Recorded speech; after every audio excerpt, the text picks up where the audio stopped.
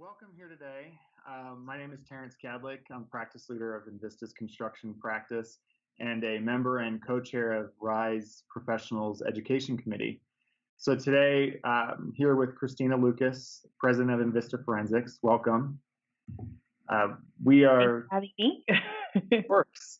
We're doing interviews on mentorship and leadership, and I instantly thought of Christina as our new President of Invista, as part of initiative that the education committee members and myself are doing some interviews. So RISE is a great organization that prides itself on helping and developing the insurance professionals of tomorrow. And this initiative that we're all putting together is interviewing leaders and mentors. So Christina is great here today to participate in our interview. So thank you for joining us. So I want to just get started. We'll just jump right into it. So have you had a mentor during your career? Who and when? That's a good question. And I'll kind of start off by saying, I've had mentors, kind of unofficial mentors on and off. I think one of the challenges that I've had is that people tend to want to mentor people that look like them or have similar backgrounds as they do, and they feel comfortable in that space and that they can share their personal experience with others. So I haven't had a lot of formal mentors that have been developed organically throughout my career, and I've tried to figure it out on my own or pull people's smartness where I can, and asking them very targeted questions.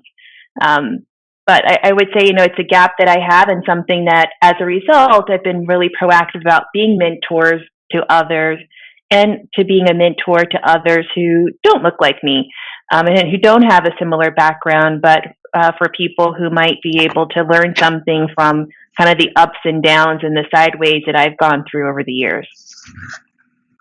So how did you find your way to Invista? Because I know there's a good mentorship story behind that in itself. Yeah, so to that point, one of my mentees was going through a leadership development program for women, and it was about 18 months ago or so, and she said, "Hey, Christina, there's this great report that Korn Ferry has around female CEOs," and she was kind of thinking about it in the context of her, but she had shared it with me because she thought I would find it very interesting too. And I read the report and I thought, wow, that could be me. Like, I kind of checked the boxes too, and it's a direction that I'd want to go in, and I have the skills and the foundation and kind of the interest and drive to be able to do that as well. So I could say, mentoring is both ways. It's not just kind of a mentor kind of bringing out the best in their mentee. In this case, my mentee really helped me to think through my career and next steps and what I'm capable of doing, and was a catalyst for me pursuing a job as, head of an organization. So what, on that path, what challenges have you faced? Setbacks or challenges have you come across? As I alluded to, I'm from Kentucky, and so I'll use a country dance, really a dosey do. And it is, I think, we kind of come out of school thinking that it's a linear path upwards, that there is this career ladder, if you will. And then I think there's a new term called the career lattice, which still with the lattice, it still implies that you're going up, but maybe a little bit to a 45-degree angle. And I can say my career has been really a do-si-do, right? It was kind of forwards, backwards, sideways, really just trying to figure it out as I go along, and kind of taking on the different challenges that I've had. But as I said, I've never had a consistent, strong mentor that was really telling me, like, this is the path to take, step here, step there, step, forward. But I do observe leaders that I admire, and I'm really open to at least scheduling time for very targeted discussions for me to bounce ideas off of, get some good data points for me, and then figuring out kind of the next steps for me to do that dance going forward. It's interesting. I mean, as we've talked about before, I've never really had a true mentor in my career. I've always pulled from different people here and there. So what advice do you have for folks that have never had a mentor, or maybe even like someone like me who's, learns from everybody else? What's some good mentorship advice and leadership thoughts? So it goes back, give what you get. So partly, as someone who's a rising star, Terrence, you have a lot to contribute.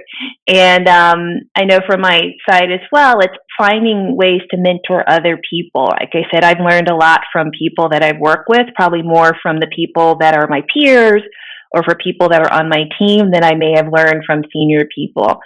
So reach out to others and you can learn both ways. And then secondly, I've found that when I've met senior leaders within, an organization or within industry that I've just thought had an amazing career, had a very interesting experience, or who are in a field or an area that I was interested in, reaching out and paying that compliment, like, hey, I really admire that you've done X, Y, Z. Would love to grab coffee with you or a virtual meeting to learn more about that. And I've never found somebody who said, no, I don't want to talk to you. I don't want to share, my background or what I've learned. And so I'd say it as a start, having that connection point, reaching out on a specific topic. And if if there's a good connection there and there's a synergy, then I found it's kind of natural to continue those conversations with that person. It all seems to come back to communication, respect, almost being receptive, it sounds like, to being open to what's worked for others, what can work for you, and applying those across your career in general. So what would be your best lesson you've learned through the years? And how has it proven invaluable? I guess my best lesson is to be fearless. A lot of the challenges that I've faced, it's really the barrier has been more in my mind and not a real barrier. And so it's being able to kind of change your mindset in order to be open to the possibilities, be able to take the risk, and be able to move forward. And sometimes you need a coach or a mentor to help you kind of get out of your own way. But if it's the right opportunity and you've got the skills to do it, you shouldn't let kind of other barriers prohibit you from pursuing it. And if you pursue it and it doesn't work out, it's still a lesson learned, right? You're all the stronger for having tried. You kind of dust off and try it again in a different way going forward. That's good. That's great advice. And I think it's almost perfect to close. And I think, who's your favorite leader and why? So I said I'm from Kentucky, and so my favorite leader probably is Muhammad Ali.